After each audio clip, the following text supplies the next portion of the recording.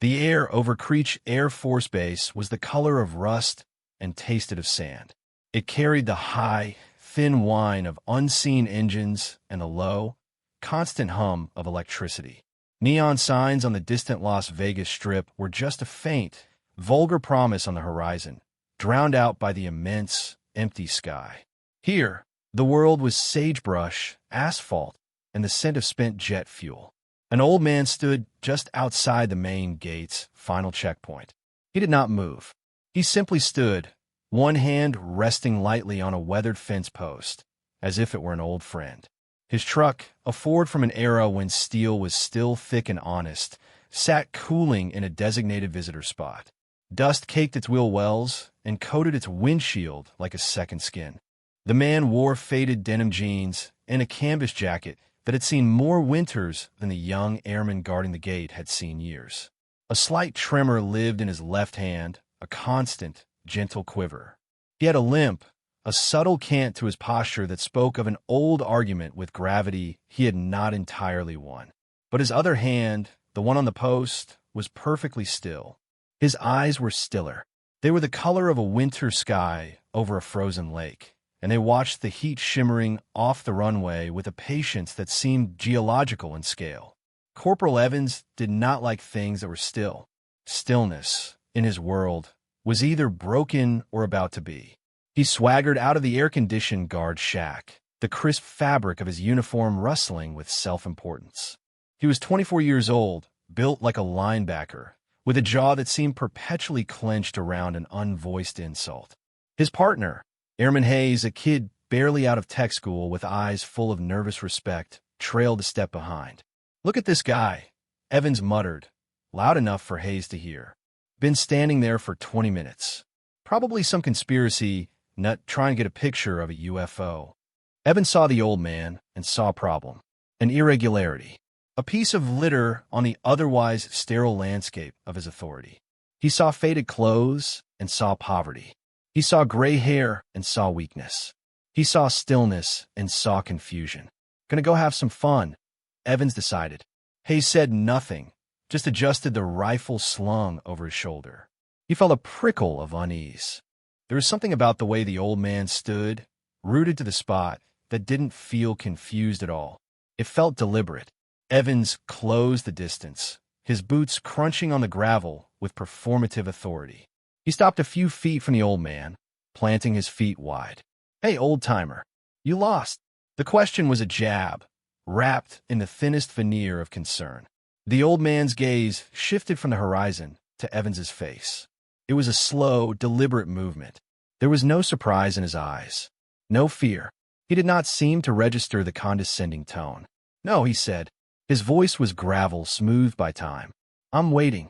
The single word hung in the dry air. It was not an explanation. It was a statement of fact. Inside the gatehouse, Private First Class Miller watched the exchange on the security monitor. She'd been tracking the old man since he parked his truck. He hadn't done anything wrong. He just stood. She saw Evans approach, saw his familiar, arrogant posture. She'd seen it 100 times. Evans liked to push. The tension in the small shack rose. The hum of the computers seemed louder. Evans's jaw tightened. The lack of a reaction was not the response he had anticipated. He expected fumbling, apologies, maybe a little bit of trembling. This quiet defiance was an affront. Waiting for what? Evans pressed, his voice getting sharper. "This isn't a bus stop. This is a restricted federal installation. You can't just loiter here." The old man's eyes held his. "I was told to wait here." "Told by who?" Evans scoffed. "The little green men you're waiting to see." He laughed, a short, ugly bark. Airman Hayes shifted his weight, his discomfort now a visible thing. The old man did not smile. He did not frown. His expression was as unchanging as the desert floor. "No," he said, his voice patient, as if explaining something simple to a child. By the pilot. This infuriated Evans. The sheer, unadulterated calm of the man was like sandpaper on his ego.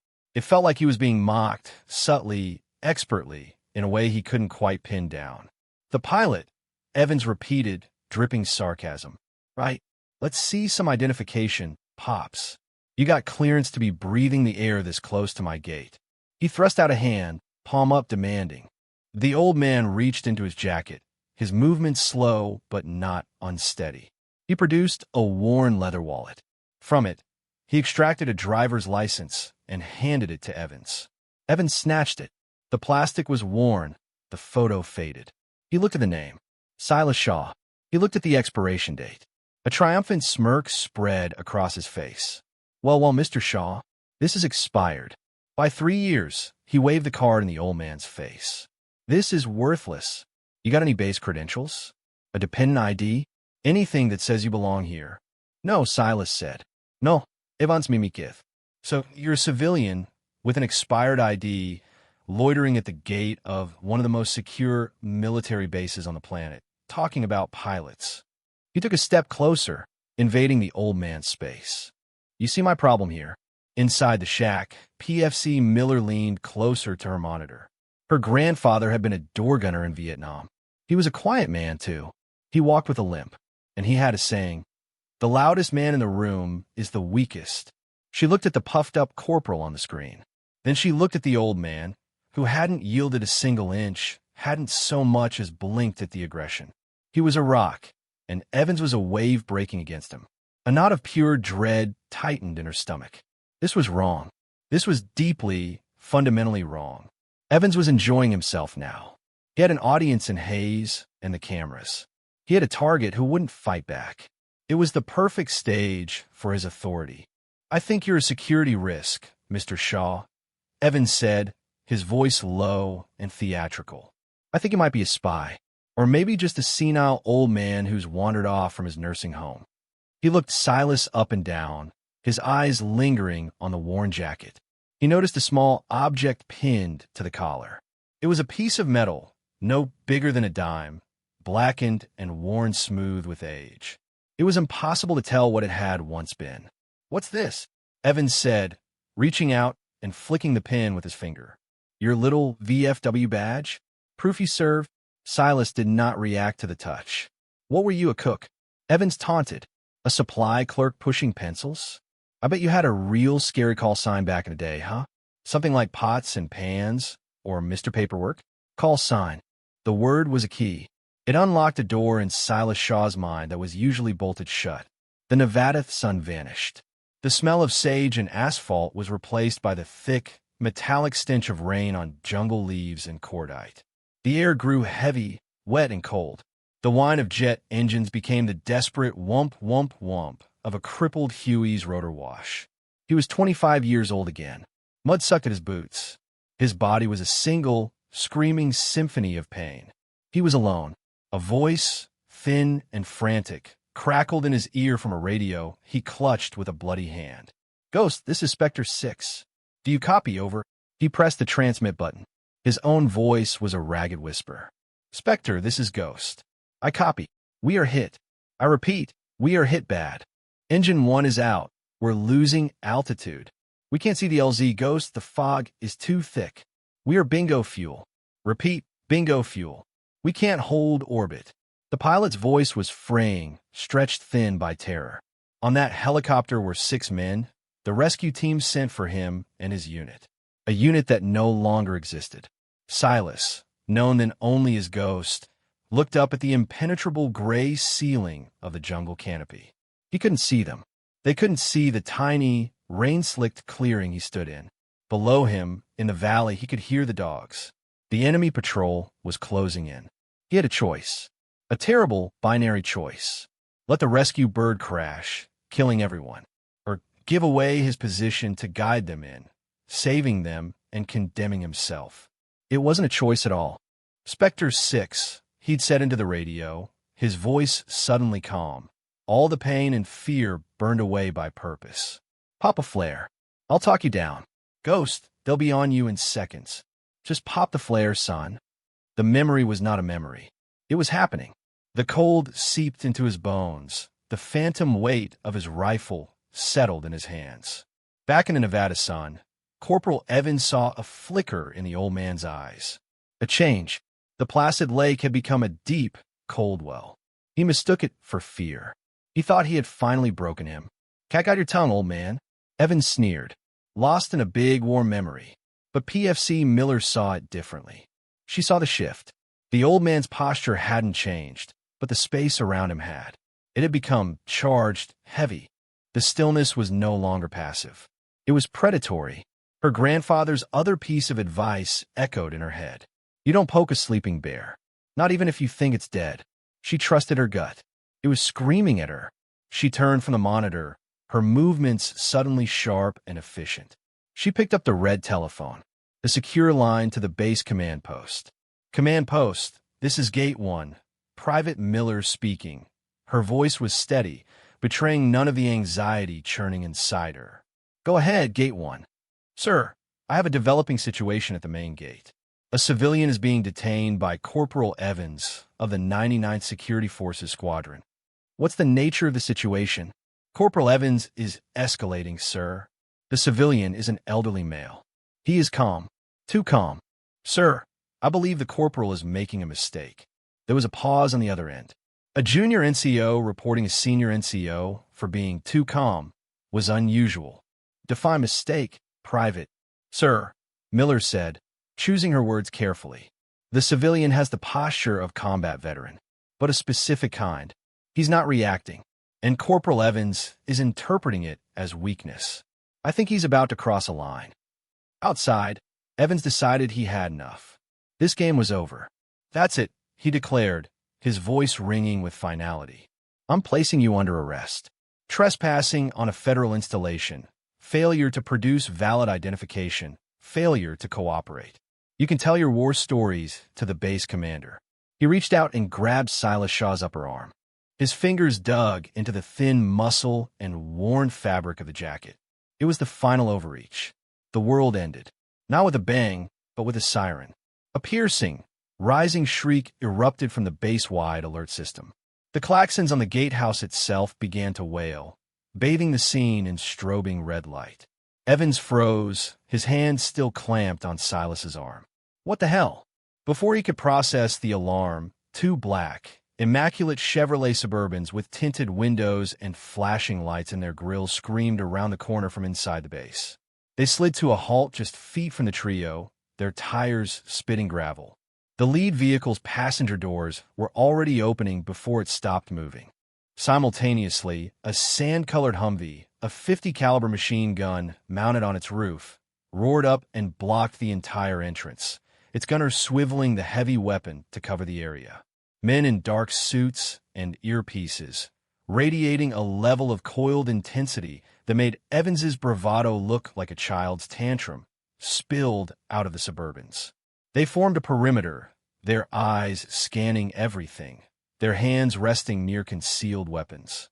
The entire gate, a moment before a stage for a petty power trip, was now a zone of overwhelming, lethal force. Traffic stopped. Airmen and civilians in their cars stared, mouths agape. The world fell into a stunned, absolute silence, broken only by the dying wail of the sirens and the idling of powerful engines. Evans stood paralyzed. His mind couldn't catch up. Was it a drill? A threat? An attack? His hand was still on the old man's arm, a fact that was becoming more terrifying by the second. The rear door of the lead Suburban opened with a quiet, expensive click. A man stepped out. He was tall and lean, his Air Force Service uniform pressed to a razor's edge. 4 silver stars glittered on each of his collar points. General Thaddeus Vance, commander of Air Combat Command, one of the most powerful men in the United States military. Vance's face was a mask of granite. His eyes, cold and furious, swept the scene. They bypassed the suited security team, the Humvee, the gaping onlookers. They bypassed Corporal Evans completely, as if he were a piece of furniture. His gaze locked on Silas Shaw, and his entire demeanor changed. The fury in his eyes was replaced by something else.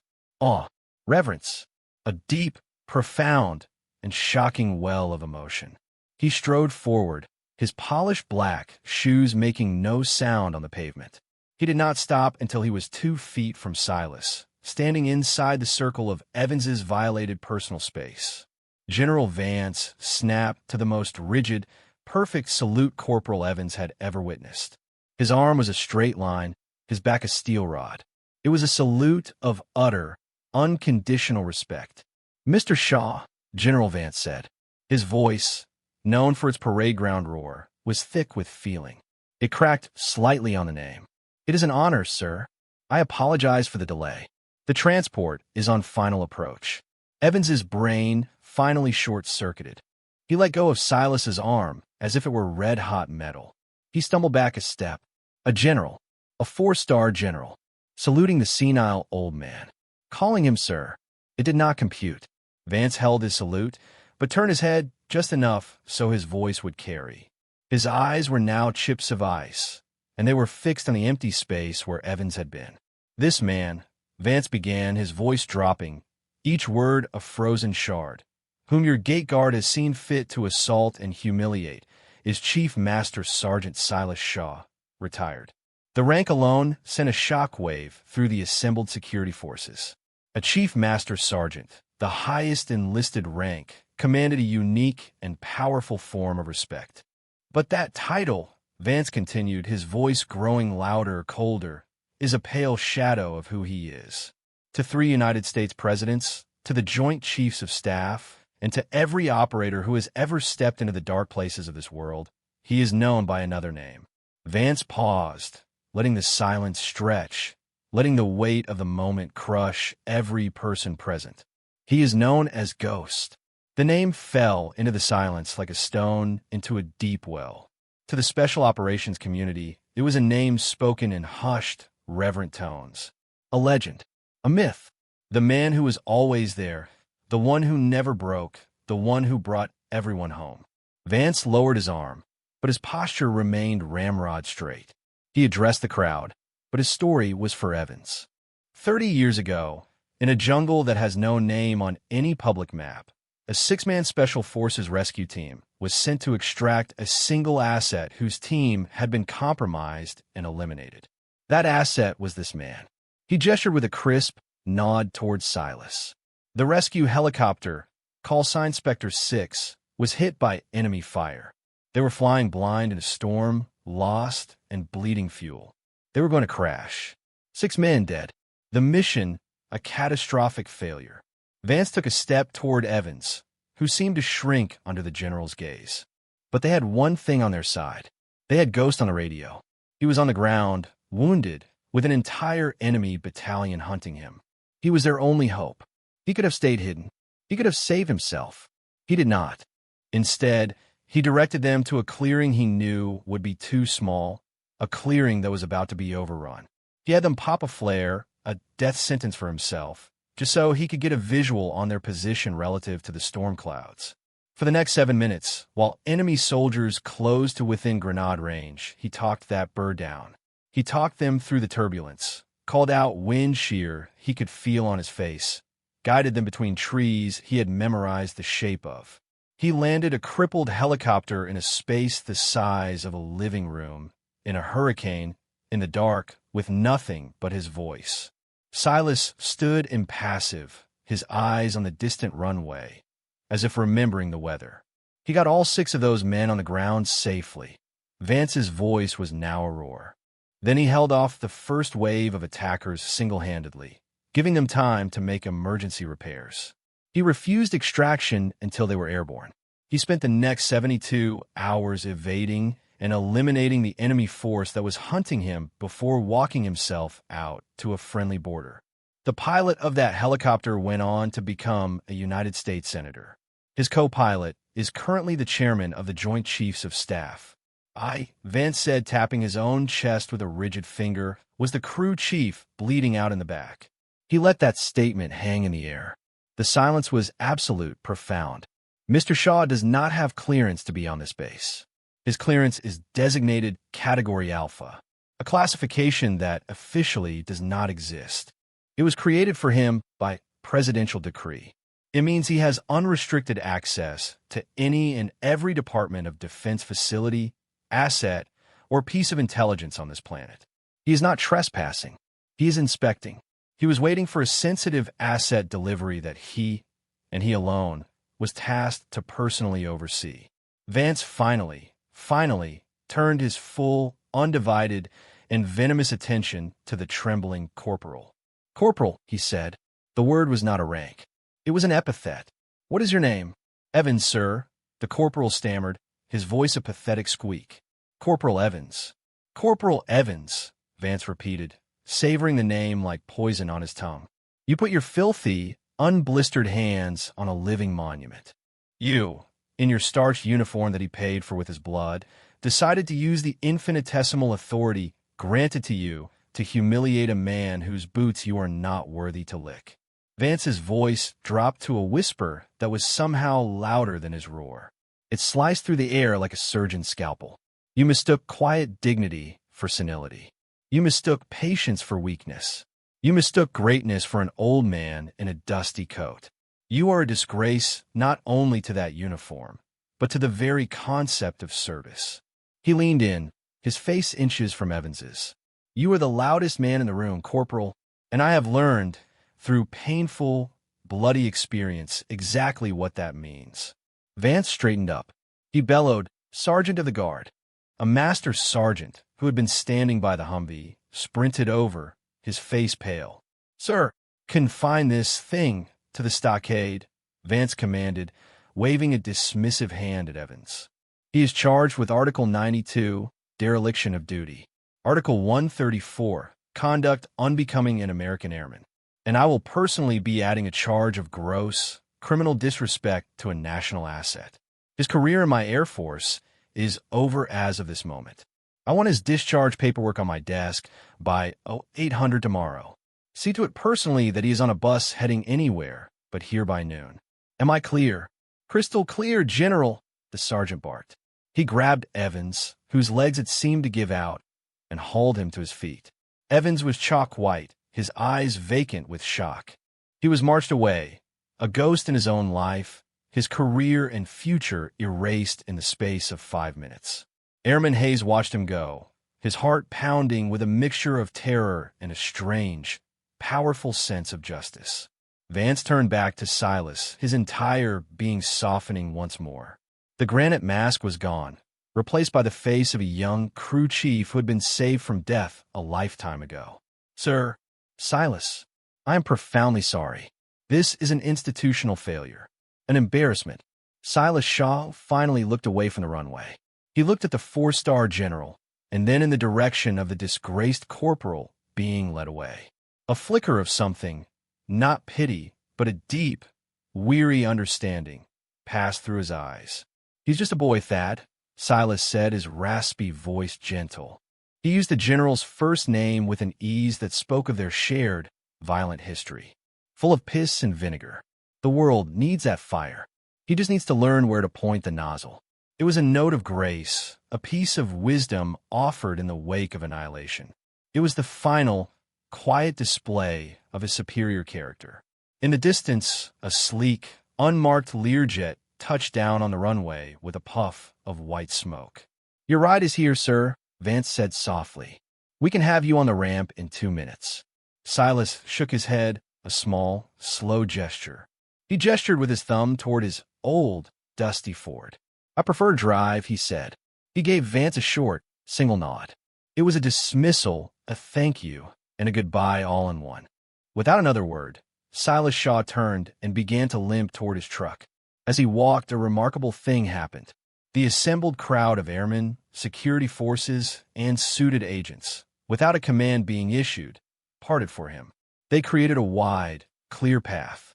Some snapped to attention. Others, including the hardened operators from the Suburbans, offered slow, respectful salutes. Most just stood in silence, watching the old man in the worn jacket make his slow, deliberate way to his ancient truck. He got in, the door groaning in protest. The engine turned over with a familiar, rumbling cough. He backed out of the spot, gave a final, almost imperceptible nod to PFC Miller in the gatehouse, and drove away, leaving the gleaming, high-tech world of the base behind him. The silence he left in his wake was louder than any engine.